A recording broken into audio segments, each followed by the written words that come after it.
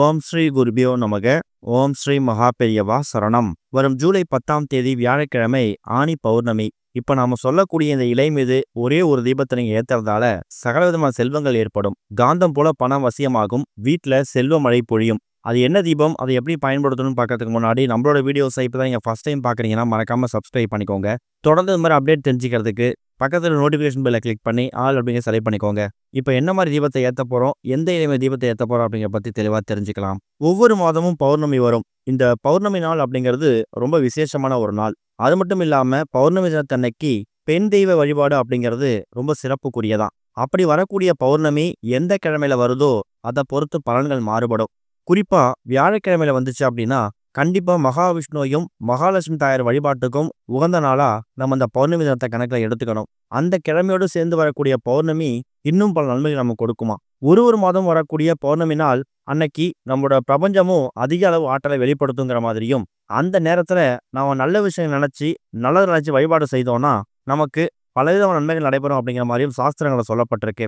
ஆனி மாத பௌர்ணமி மட்டும் இல்லாம எல்லா பௌர்ணமிகள்லையும் பொதுவா நல்ல விஷயங்கள் செய்யலாம். குறிப்பா சைவ உணவுகளை மட்டுமே எடுத்துக்கிட்டு ஆனி மாதத்துல வரக்கூடிய பௌர்ணமி நாள்ல பிரபஞ்சத்தோட சக்தி அதிகமா இருக்கக்கூடிய இந்த நாள்ல தெய்வீக சம்பந்தப்பட்ட விஷயங்கள், இறை வழிபாடு, நம்ம முன்னேற்றத்துக்கான செல்வ செழிப்புக்கான பரிகாரங்கள் இது எல்லாத்தையும் செய்யும் போது அது கிடைக்கக்கூடிய பலன்கள் பன்மடங்கு கிடைக்குமா. முதல்ல பௌர்ணமி திதி எத்தனை மணிக்கு ஆரம்பிக்குது, எத்தனை மணிக்கு முடியுது அப்படின்னு தெரிஞ்சுக்கணும். ஜூலை 10ஆம் தேதி அதிகாலை 2:36 ஆரம்பிக்கக்கூடிய பௌர்ணமி ஜூலை 11ஆம் தேதி அதிகாலை 3:11 வரைக்கும் இருக்கு. நம்ம தூங்கி எழுந்ததுக்கு அப்புறமா கண் விழித்ததும் நம்ம காலடி எடுத்து வைக்கிறதே பௌர்ணமி தேதி தான் கால் எடுத்து வைப்போம். தை மாசத்துல சூரியன் உத்தராயணம் அப்படின்னு சொல்லக்கூடிய வடக்கு நோக்கிய பயணத்தை ஆரம்பிப்பாராம். அந்த சூரியனோட வடக்கு திசை நோக்கியான பயணத்தோட இறுதி மாதம் தான் ஆனி மாதம். தமிழ் வருஷ கணக்குப்படி சித்திரை, வைகாசி, அப்புறம் 3வது மாதமா வரக்கூடியது ஆனி மாதம். இந்த ஆனி மாதம் பல முக்கியத்துவம் வாய்ந்த விழாக்களையும் பல தினங்கள் கொண்ட மாதமாகவும் இருக்குதான். இந்த மாதத்துல வரக்கூடிய ஒரு சிறப்பான நாள் தான் ஆனி பௌர்ணமி.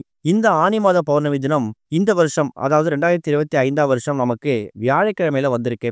அதாவது ஆனி மாதத்துல 26ஆம் தேதி தான் ஆனி பௌர்ணமி வருது. அது முடிஞ்சு ஒரு 3 நாட்கள்ல நமக்கு ஆடி மாசம் பிறந்துடும். வரக்கூடிய இந்த ஆடி மாசம் எந்த அளவுக்கு சிறப்பா இருக்க போகுது அப்படிங்கிறத நீங்க இந்த ஆனி மாத பௌர்ணமி அன்னைக்கே முடிவு பண்ணிக்கலாம். ஆனி மாத பௌர்ணமி அன்னைக்கு நீங்க செய்யக்கூடிய வழிபாட்டு முறைகளா இருக்கட்டும், வீட்டுல செய்யக்கூடிய பரிகாரங்களா இருக்கட்டும், இறை வழிபாடா இருக்கட்டும், இது எல்லாமே அடுத்ததா வரக்கூடிய ஆடி மாதத்தை நல்ல முறையில் வரவேற்பதற்கான ஒரு ஆரம்ப புள்ளியா இருக்கும். அதை நீங்க மறந்துடக்கூடாது. பௌர்ணமி அப்படின்னாலே பெண் தெய்வ வழிபாடு அப்படின்னு சொல்லியிருந்தோம். அதுலேயும் குறிப்பா குலதெய்வ வழிபாடு ரொம்ப முக்கியம். பெண் தெய்வங்கள்லாம் மகமாயி, மாரியம்மன், அம்பாள், மகாலட்சுமி தாயார், இவங்க எல்லாருமே பெண் தெய்வங்கள் தான். இவங்களை வழிபடுறதுக்கு உகந்த நாள் இந்த ஒரு பௌர்ணமி. அதுலேயும் வியாழக்கிழமையில வந்திருக்கக்கூடிய ஆனி பௌர்ணமி. இன்னொரு பக்கம் இந்த ஆனி மாத பௌர்ணமி வந்திருக்கக்கூடியது வியாழக்கிழமை. பொதுவாக வியாழக்கிழமைய யாருக்கு உகந்தா சொல்லுவோம்னா, ஒன்று குபேரர், இன்னொன்று குரு பகவான். அதை விட முக்கியமான ஒரு நபர் மகாவிஷ்ணு. மகாவிஷ்ணுவை வழிபாடு செய்வதற்கான, பெருமாளை திருமாலை வழிபாடு செய்வதற்கான சரியான நாள் வியாழக்கிழமையில ஒன்று. அப்பேற்பட்ட சக்தி வாய்ந்த இந்த ஒரு வியாழக்கிழமையில வந்திருக்கக்கூடிய இந்த ஒரு ஆனி பௌர்ணமி அன்னைக்கு இப்ப நாம சொல்லக்கூடிய இந்த ஒரு இலை மீது இந்த முறையில தீபம் ஏற்றி நீங்க வழிபாடு செஞ்சீங்கன்னா சகலவிதமான செல்வங்கள் வந்து சேரும். பணவரவு காந்தம் போல இருக்கும். வீட்டுல செல்வ மழை பொழியும்.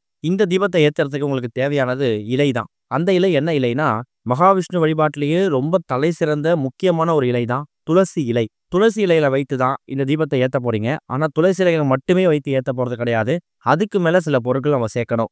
இந்த தீபத்தை காலை நேரத்தில் ஏற்றினாலும் சரி, மாலை நேரத்தில் ஏற்றினாலும் சரி, உங்க விருப்பம் தான். ஆனா வியாழக்கிழமை காலையில 6:07 யமகண்டம், மதியம் 1:03 ராகு காலம். இந்த 2 நேரத்தை தவிர மற்ற நேரத்தில் நீங்க வழிபாடு நடத்தலாம். கூடுமான அளவுக்கு மாலை ஒரு 6-7 மணிக்கு மேல இந்த தீபத்தை ஏற்றுறது விசேஷம். வீட்டில் இருக்கக்கூடிய ஆண்கள், பெண்கள், குழந்தைகள்னு சொல்லி யார் வேணாலும் இந்த தீபத்தை ஏற்றலாம். எந்த விதமான கட்டுப்பாடுகளும் கிடையாது.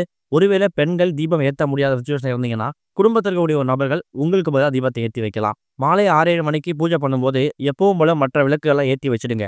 காமாட்சி விளக்கு, குத்து விளக்கு, உங்க வீட்டில் இருக்கக்கூடிய நிலைவாசல் விளக்கு, இதெல்லாம் ஏற்றி வச்சிடுங்க. அது இல்லாம கண்டிப்பா எல்லார் வீட்லயும் மகாவிஷ்ணுவோட திருவுருவ படம் இருக்கும், இல்லைன்னா பெருமாள் போட்டோவாவது இருக்கும். அந்த போட்டோவுக்கு முன்னாடி தான் இந்த தீபத்தை ஏற்ற போறீங்க. சின்னதா ஒரு தட்டு எடுத்து வச்சுக்கோங்க. அந்த தட்டு மேல ஒரே ஒரு கைப்பிடி அளவு துளசி இலைகளை பரப்பி வைக்கணும். துளசி இலைகள் எவ்வளவு அதிகமா உங்களால் அதை பறிக்க முடியுமோ அவ்வளவு அதிகமா பறிச்சு வச்சு இந்த தீபத்தை ஏற்றலாம். ரொம்ப அதிகமா துளசி இலைகள் கிடைக்கலன்னா சாஸ்திரத்துக்கு ஒரு 11 இலைகள் இருக்க மாதிரி பார்த்துக்கோங்க. துளசி இலைகளை பறிச்சுட்டு அதை கழுவி சுத்தப்படுத்தி இப்போ நீங்க வீடியோல பார்க்குற மாதிரி தட்டு நிறைய அதை பரப்பி வச்சுக்கோங்க. அதை சுற்றி சில்லறை நாணயங்கள். இந்த இடத்துல நாம ஏன் சில்லறை நாணயங்கள் பயன்படுத்துறோம் அப்படின்னா, வியாழக்கிழமை அப்படிங்கிறது குரு பகவானுக்கும் மகாவிஷ்ணுக்கும் மட்டும் கிடையாது, குபேரருக்கும் உகந்தது. குபேரருக்கு உகந்த பொருட்கள்ல இந்த சில்லறை நாணயம் ஒன்று. சில்லறை நாணயத்துல குபேரர் வாசம் செய்வாராம். ஏன்னா பணம் காசு எல்லாத்துக்கும் ஒரு மிகப்பெரிய அதிபதியா இருக்கக்கூடியவர் குபேரர். அந்த குபேரருக்கு உகந்த வியாழக்கிழமையில வரக்கூடிய இந்த ஆனி பௌர்ணமி அன்னைக்கு சில்லறை காசுகள் எவ்வளவு இருக்கோ அது எல்லாத்தையும் அந்த துளசி இலைகள் மீது இப்ப நீங்க வீடியோல பாக்குற மாதிரி நீங்க பரப்பி வச்சுட்டு அதுக்கு நடுவுல ஒரே ஒரு மண் அகழ்விளக்கு வைக்கணும். மண் அகழ்விளக்கு வைத்து நெய் தீபம் தான் போடணும். ஏன்னா மகாவிஷ்ணு வழிபாட்டுல நெய் தீபம் ரொம்ப முக்கியம். நெய் தீபம் மகாவிஷ்ணுவுக்கு ரொம்ப பிடிக்கும். அதனால மண் அகழ்விளக்கு எடுத்து நடுவுல வச்சுட்டு அதுல ஒரே ஒரு நெய் தீபம் போடணும். இந்த தீபத்தை ஏற்றி வச்சுட்டு முதல்ல உங்களோட குலதெய்வத்தை இஷ்ட தெய்வத்தை மனசார வேண்டிக்கோங்க. அதுக்கப்புறம் பெண் தெய்வங்கள் எல்லாரையும் மனசார வேண்டிக்கிட்டு கடைசியா அந்த வியாழக்கிழமைக்கு உரிய ஆனி பௌர்ணமி வந்திருக்கக்கூடிய அந்த நாள்ல மகாவிஷ்ணுவை மனசார வேண்டிக்கிட்டு மகாலட்சுமி தாயாரை மனசார வேண்டிக்கோங்க. ஏன்னா மகாவிஷ்ணு மார்பில் குடிகொண்டிருக்கக்கூடியவங்க தான் மகாலட்சுமி. மகாவிஷ்ணு எங்கெல்லாம் இருக்கிறாரோ அந்த இடத்துல மகாலட்சுமி தாயாரும் தானா வந்து அமர்ந்துடுவாங்க.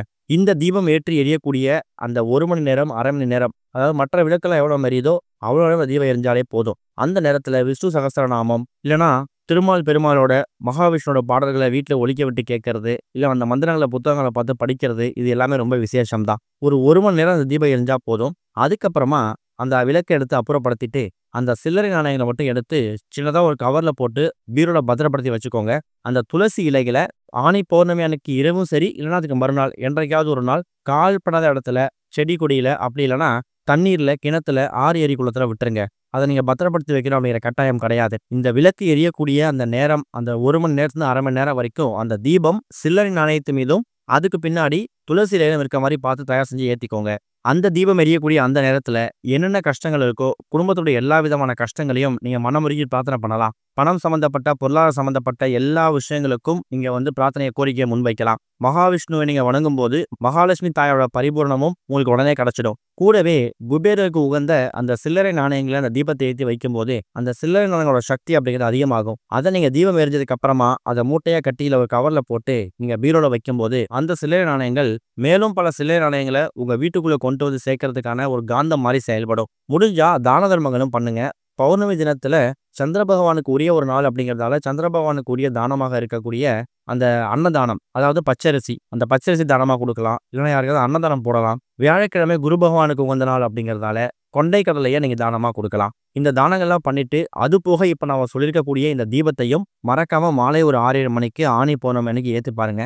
நல்ல முன்னேற்றம் ஏற்படும். ஓம் ஸ்ரீ குருபியோ நமக. ஓம் ஸ்ரீ மகா பெரியவா சரணம்.